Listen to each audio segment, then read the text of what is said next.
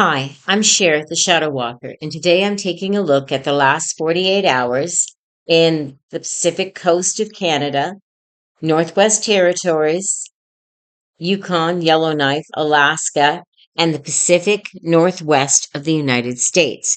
And I'm starting with British Columbia, and I'm doing the high strangeness activity first. So, aerial phenomena in Pitt Lake area. It occurred March 31st at 11 p.m.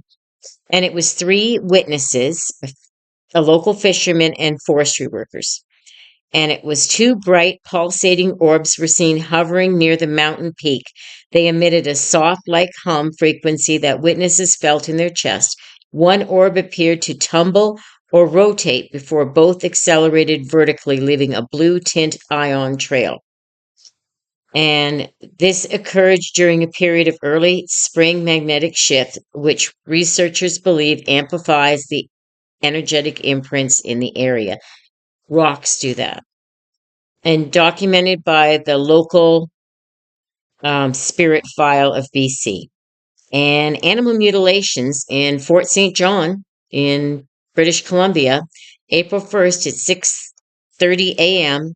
A rancher and a livestock producer, who was this neighboring livestock producer, found a yearling bull in a remote section of pasture. Surgical removal of the genitals, tongue, and a perfect 4-inch circular skin from the jaw was removed as well.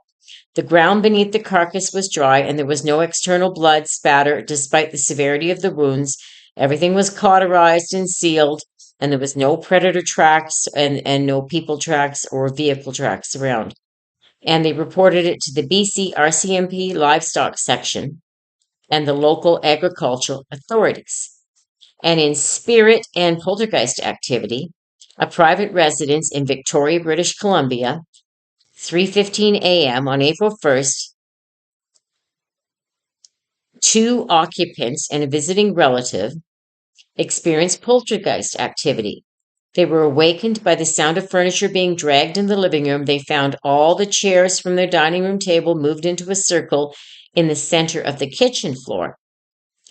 A translucent figure of in a dark dress was seen gliding through the hallway towards the master bedroom. It vanished when the lights were turned on.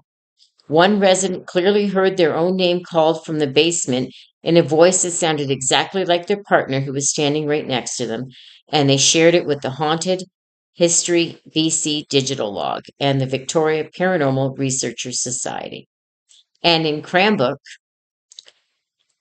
BC, on March 31st at 1 a.m., one person and their neighbor. The neighbor reported hearing a frantic knocking from the occupant's home, but when they investigated, they found the occupant was asleep, and they felt that they were in a state of paralysis. The occupant woke up to find an oily, dark handprint on the wall near the ceiling at a height of nearly 9 feet. A localized smell of burnt rubber and wet ash filled the room for 20 minutes following the event, and they reported it to the local clergy for a consult.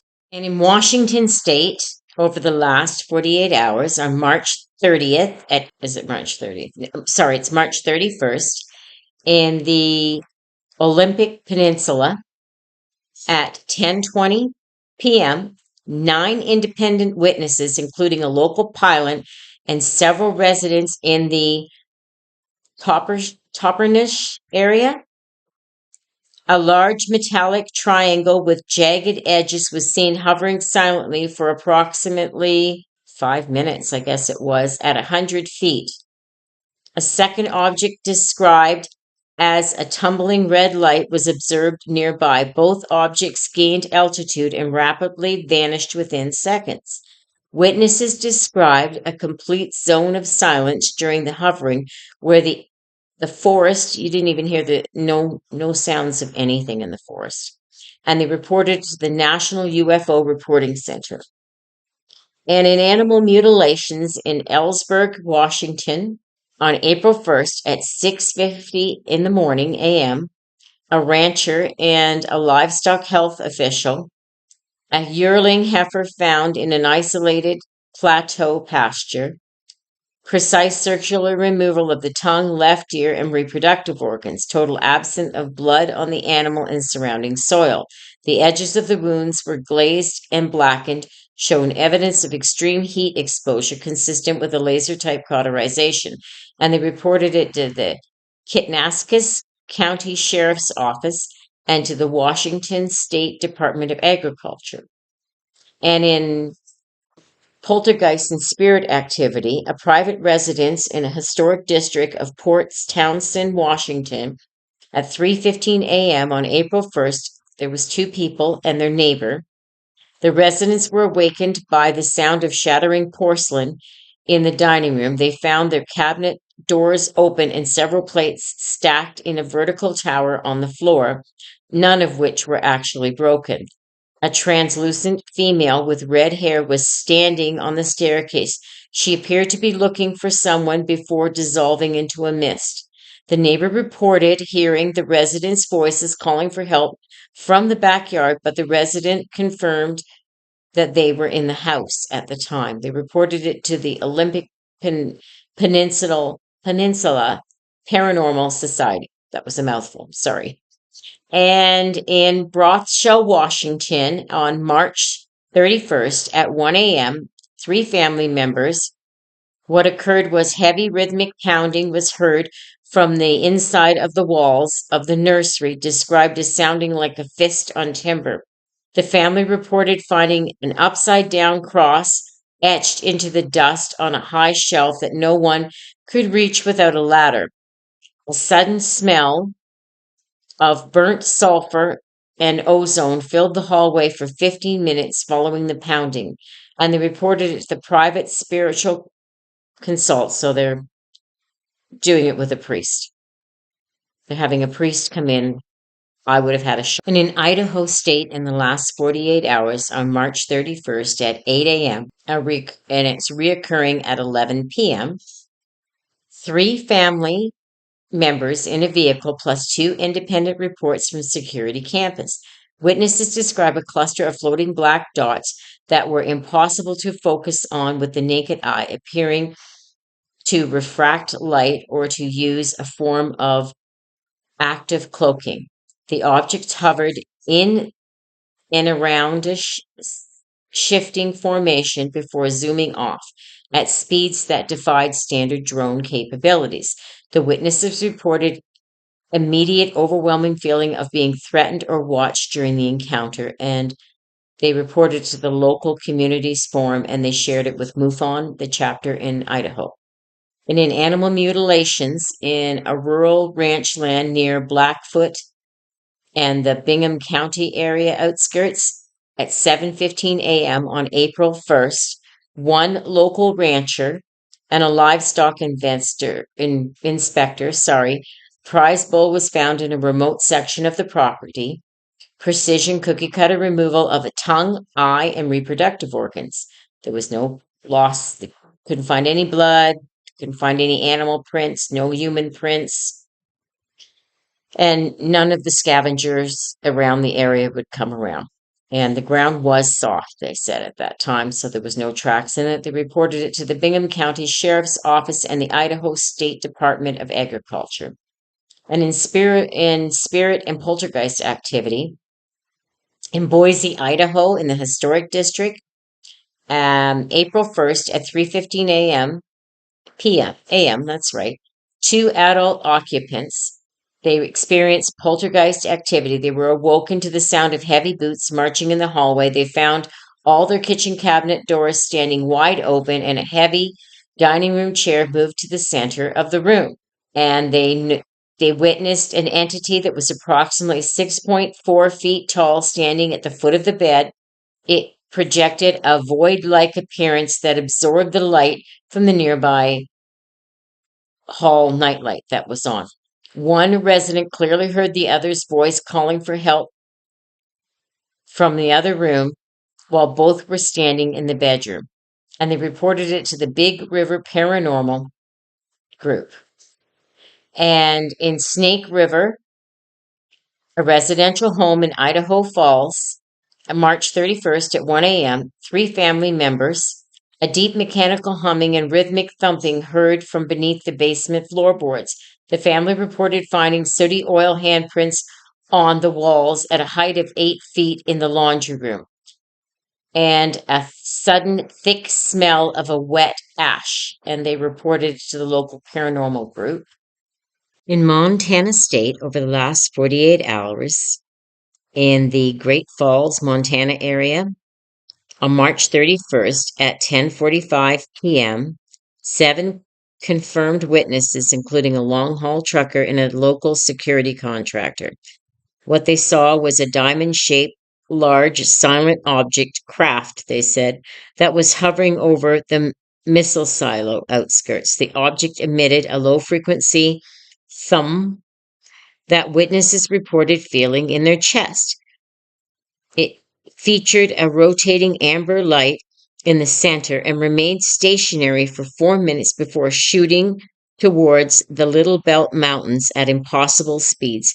They reported it to the National UFO Reporting Center.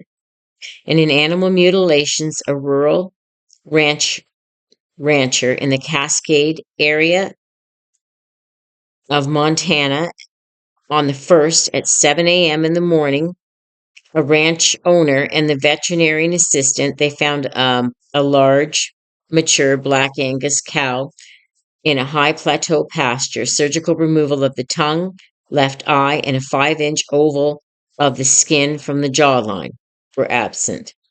And there was no blood around and the cauterization of the wounds. So, and there was no animal tracks around and no human tracks and no, they said the soil was soft from it being spring and none of the scavenger birds were even seen coming near. They reported it to the Cascade County Sheriff's Office and to the Montana Stock Growers Association. And in spirits and poltergeist activity, a private residence in the Butte, Montana area at 3 a.m. in the morning on April 1st, 2 residents, they were adults, they were awakened by the sound of metal clanging in the kitchen. They found cast iron pans had been taken from the wall hooks and stacked perfectly vertical column on the floor. And they seen a 6-foot shadow entity standing in the doorway of the spare bedroom. It dissolved into a smoke mist when a flashlight was shone on it.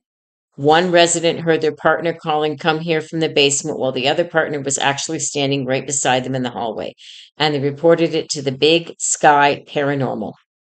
And in Alaska, in the last 48 hours, in Fairbanks, Alaska, at 11:45 p.m., 5 independent witnesses, including a long-haul trucker and the local residents, a large metallic disc object was observed traversing the skies with unusual maneuverability. The witness reported the object banking sharply before ascending vertically into the aurora borealis.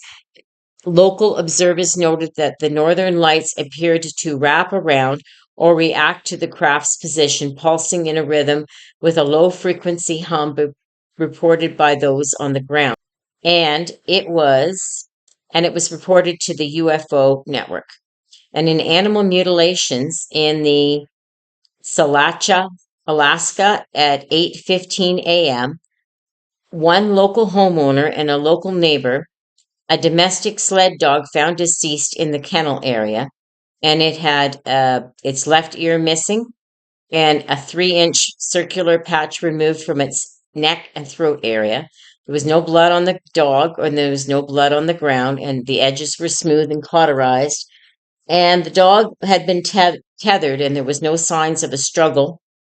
There was no predatory tracks of bears or wolves surrounding the kennel, and they reported to the Alaska State Troopers. And in spiritual activity, a remote log cabin in Mackenzie, Alaska, on April 1st at 3 a.m., 2 residents had poltergeist activity. They were awakened by the sound of heavy boots kicking the exterior door, and when they checked their security cameras, the footage went fuzzy and black with weird lines during the exact time of the noise. Inside the home, all heavy cast iron cookware was removed from the wall and laid out in a straight line on the floor. One resident reported seeing a vengeful-looking male figure in flannel standing in the kitchen. He dissipated into a gray mist when addressed, and they reported to the Alaska Hauntings community. And in Anchorage, in the downtown Anchorage, Alaska area on March 31st at 10:30 p.m., two occupants heard the other's name being called from the bathroom. When they opened the door, the room was empty and the light was off. The partner was actually in the building's laundry area on a different floor. A deep guttural snarl followed by vocalizations and vibrating mirrors in the hallway. A sudden overwhelming scent of stale tobacco and sulfur manifested and lingered for nearly an hour. They reported it to the building management, and that is it for that area. Thank you so much for listening. Have an absolutely wonderful day. And if you could, please like, share, and subscribe. I greatly appreciate it. Thank you.